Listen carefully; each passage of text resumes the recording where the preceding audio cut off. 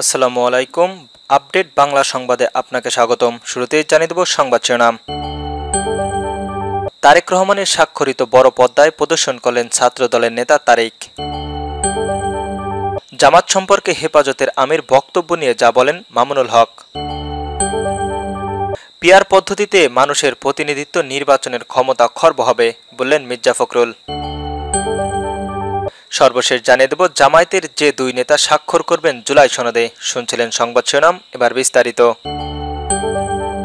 তারেক রহমানের সাক্ষাৎকার বড় পদ্মায় প্রদর্শন করলেন ছাত্রদলের নেতা তারেক। রাজধানীর ঢাকা বিশ্ববিদ্যালয় এলাকার পলাশী মোড়ে বিএনপির ভারপ্রাপ্ত চেয়ারম্যান তারেক রহমানের বিবিসি বাংলাতে দেওয়া 2 পর্বের সাক্ষাৎকার প্রদর্শনের গণতন্ত্র পুনরুদ্ধারের নতুন দিগন্ত উন্মোচন প্রজেক্টের মাধ্যমে প্রদর্শনীদের ব্যবস্থা করেন জাতীয়বাদী ছাত্রদলের কেন্দ্রীয় যুগ্ম সাধারণ সম্পাদক ও ঢাকা বিশ্ববিদ্যালয়ের সলিমুল্লাহ মুসলিম হল ছাত্রদলের সাবেক নির্বাচিত সাধারণ সম্পাদক মোহাম্মদ তারিকুল ইসলাম তারেক। সোমবার 13 অক্টোবর রাত 10:30টার দিকে ছাত্রদলের এই নেতার উদ্যোগে জাতীয় সঙ্গীতের পরিবেশনার মধ্য দিয়ে উক্ত প্রদর্শনীর ব্যবস্থা গ্রহণ করা হয়। জানা যায় মূলত সাধারণ জনগণের দোরগোড়ায় তারেক রহমানের বার্তা পৌঁছে দিতে নিজ উদ্যোগে এই কর্মসূচি পালন করেন। এমন সময় শিশু, ছাত্র, চাকরিজীবী, ব্যবসায়ী, রিকশাচালক, পথচারী সহ নানান শ্রেণীর মানুষ উপস্থিত থেকে প্রদর্শনটি উপভোগ করেন। তারেক রহমানের বক্তব্য চলাকালীন তাদের কাউকে তার পক্ষে স্লোগান দিতে দেখা যায়। প্রদর্শনকারী কর্মসূচির বিষয়ে জানতে চাইলে তারেক কাজী বলেন, আমাদের সাংগঠনিক অভিভাবন ও তারেক রহমানের সম্প্রতি বিবিসি বাংলাকে দেওয়া সাক্ষাৎকারের যা বলা হয়েছে তা দেশের সাধারণ মানুষের মাঝে পৌঁছে দিতে তার সাক্ষাৎকারটি বড় পর্দায় প্রদর্শন করার উদ্যোগ নিয়েছি। কারণ আমি মনে করি নিজে দীর্ঘ 17 বছর তারেক রহমান নিজ দেশে নেই, তবে তিনি দেশের মানুষের মুক্তির জন্য নিরন্তর সংগ্রাম করেছেন। সম্প্রতি তিনি বিদেশি গণমাধ্যমকে সাক্ষাৎকার দিয়ে দেশের মানুষের কাছে যাওয়ার কথা বলেছেন। সেই কারণেই তার সাক্ষাৎকারটি বড় পর্দায় প্রদর্শন করার উদ্যোগ নিয়েছি।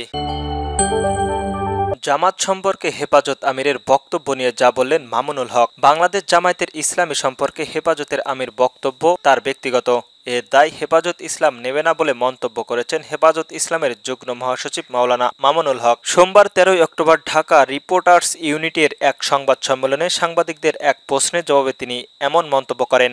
সংবাদ সম্মেলনে হেফাজত আমির আল্লামা মহিবুল্লাহ বাবুনী নগরী মহাসচিব সাজিদুর রহমান উপস্থিত ছিলেন। এ সময় মামুনুল হক বলেন, হেফাজত ইসলামের একটি অরাজনৈতিক সংগঠন, তাই নির্বাচনের প্রতিদ্বন্দ্বিতা করা আমাদের নীতিমালায় নেই। আমাদের আমির সবসময় ধর্মীয় বিষয়ে বক্তব্য দেন। আমি যদি কোনো বক্তব্য দিয়ে থাকেন সেটা তার ব্যক্তিগত বক্তব্য।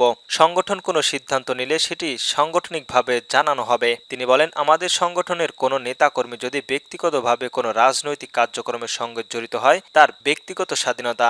সাংগঠনিকভাবে হেফাজত ইসলাম কোনো রাজনৈতিকের সঙ্গে নেই।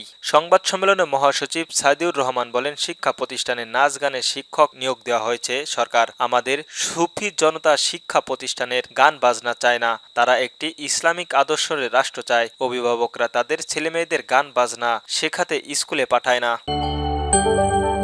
পিআর পদ্ধতিতে মানুষের প্রতিনিধি নির্বাচনের ক্ষমতা খর্ব হবে বললেন মির্জা ফখরুল। পিআর পদ্ধতিতে ভোট হলে জনগণের প্রতিনিধি নির্বাচনের ক্ষমতায় খর্ব হবে বলে মন্তব্য করেছেন বিএনপির মহাসচিব মির্জা ফখরুল ইসলাম আলমগীর। সোমবার 13 অক্টোবর রাজধানীর গুলশানের বিএনপির চেয়ারপারসনের কার্যালয়ের বাংলাদেশের খ্রিস্টান ফোরামের নেতাদের সঙ্গে মতবিনিময় সভায় তিনি এসব কথা বলেন।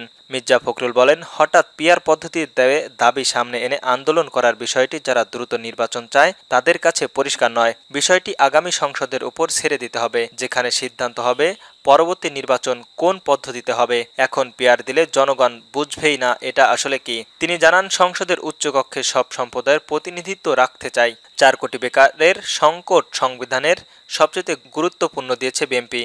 দল ক্ষমতায় হলে 1.5 বছরে এই সমস্যার সমাধান হবে। বিএনপির মহাসচিব বলেন, আগামী নির্বাচনের জনগণ আরেকবার রায় দিতে সত্যিকারের অর্থে বাংলাদেশের অসাম্প্রদায়িক, অবাধ ও সুষ্ঠু নির্বাচনের ব্যবস্থার চেষ্টা চলছে, যদিও সেটা বিঘ্ন করার বিভিন্ন অপচেষ্টা দেখানো হচ্ছে। সংসদ পদ্ধতির প্রসঙ্গ তুলে মির্জা ফখরুল ইসলাম আলমগীর বলেছেন, বিএনপির উচ্চকক্ষের কথা বলেছে, এটি নতুন অভিজ্ঞতা, কিন্তু নিম্নকক্ষে পিআর পদ্ধতি অবাস্তব। জামাতের যে দুই নেতা স্বাক্ষর করবেন জুলাই সনদে সাংবিধানিক সম্পর্কিত বিষয়গুলো বাস্তবায়নে পিআর পদ্ধতিতে বিশেষ করে গণভোটের সময় নিয়ে মতবিরোধ থাকলেও সনদে স্বাক্ষর নিয়ে বিএনপি, জামাত ও জাতীয় নাগরিক পার্টির এনসিপি ও চরমোনাই পীরের নেতৃত্বাধীন ইসলামী আন্দোলন বাংলাদেশ সহ সংশ্লিষ্ট সব রাজনৈতিক দল 2 জন করে প্রতিনিধি নাম ঐকমত্য কমিশনের কাছে পাঠিয়েছেন। জামায়াতের ইসলামীর পক্ষ থেকে সনদের স্বাক্ষর এর জন্য 2 জন শীর্ষ নেতার নাম ঠিক করা হয়েছে। তারা হলেন দলের নায়েব আমির সৈয়দ আব্দুল্লাহ মোহাম্মদ তাহের ও সেক্রেটারি জেনারেল মিয়া গোলাম পরোয়ানা। আব্দুল মোহাম্মদ তাহের ঐক্য কমিশনের আলোচনায় জামায়াতের পক্ষ নেতৃত্ব দিয়েছেন এতদিন, আর দলের সেক্রেটারি তথা অন্যতম শীর্ষ নেতা হিসাবে সনদে সই করবেন পরোয়ানা। জামাত বলেছে, জুলাই ঘোষণাপত্রে তাদের দাবিগুলো উল্লেখিত হওয়ার অভিজ্ঞতা থেকে জামাত এবার অনেক বেশি সতর্ক। দলটির সেক্রেটারি জেনারেল মিয়া গোলাম পরোয়ানা সম্প্রতি গণমাধ্যমকে বলেন, জুলাই সনদের কিভাবে ঐক্যমত ও ভিন্ন মতগুলো স্থান পাচ্ছে, গণভোটের রূপ ও